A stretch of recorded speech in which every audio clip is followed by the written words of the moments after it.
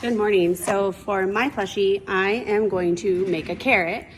It's something that's simple, it's not too complicated, and with Easter coming up, I just kind of thought, okay, you know, I'll make a carrot maybe as like a decoration in my house or something like that.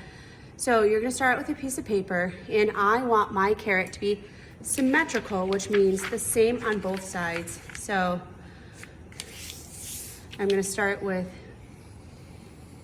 that shape of that carrot.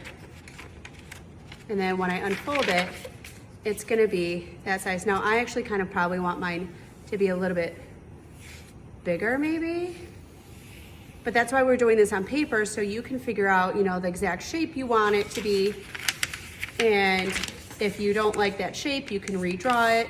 You don't wanna do something overly complicated, especially this being your first time sewing. It's not gonna be as easy as you think it's going to be. So after you get your shape drawn, and make sure it's just a little bit bigger or wider than what you anticipate it to be when you're completely done, because it will get a little bit smaller as we're sewing. So I want mine to be symmetrical. So I folded my paper in half so both sides are the same. And I've got that base of that carrot shape. And then I'm also going to do the top part. I would suggest really just doing one, but because it's a carrot, I'm gonna end up doing two different colors, which is basically two different projects then. So I would not suggest this, but when you are drawing something, you don't want any part of it to be skinnier than a finger, because when we try stuffing it, you won't be able to get the stuffing into those areas. So this is gonna be the top to my carrot. So I'm gonna go ahead and cut this out. Yours does not have to be symmetrical. I'm just having it be symmetrical because, I don't know, I just wanted it to be that way. That was just an artistic decision that I made on my own. So you're gonna finish cutting this out. And again, if you don't like it, start over. And none of the little spaces can be skinnier than your finger. Like this is cut it close right there. I would probably make those areas just a little bit wider, because when we're trying to stuff the stuffing into that area, it's gonna be extremely difficult. So I've got the idea of my carrot, okay? That's step one. Step two is choosing your felt. So I've got all these different colors. I have them really neatly organized. You can see that they're all vertical in here. But when you pull them out, they're really staticky and they stick together.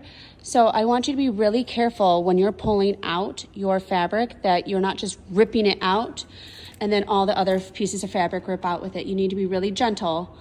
And you know, if you pull one out and a bunch of pieces come out with it, just neatly push it back in so that way we can keep our bin neat and organized. The second step is to get two pieces of fabric for your design. Now I've got one piece, but if I fold it in half to have a top and a bottom, my carrot fits nice and neat in that space that is just the one piece of felt. So I don't need to grab two actually. I can get by with one, but you need to have a top and a bottom. So it's like a pillowcase, right? You can't just have a pillowcase that's one sheet, because then you won't be able to put the pillow inside of it. So you need to have a top and a bottom. Okay, and here's the tricky part. We're gonna start pinning the paper and the two pieces of felt together. This is a pin and this is a needle. The difference is the needle has an eye at the top where you put the thread through, and this is what you use to sew. A pin is to pin your project together. So to pin, you want to evenly place it right in there. You're going to poke it through. You're going to kind of bend your fabric. See how it's right there? I kind of push it down and I bend it and kind of pinch it so that way it comes back through. So it goes down and it's grabbing that backside and pinning it up. And see how I have that pin go in the direction of that outside line of my carrot. So you're gonna try to pin all the way around your project. I'm gonna do it one more time. Ready? So I poke through. I kind of pinch the fabric so it goes up, and then I push it through.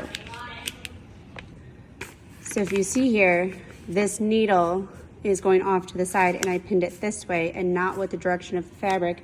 Eventually you're gonna have to cut this out, and if there's a needle there poking off the side, you won't be able to cut through because that's in the way. So you want your pin. You want your pin to go with the direction of your fabric and none of the pin going off to the side.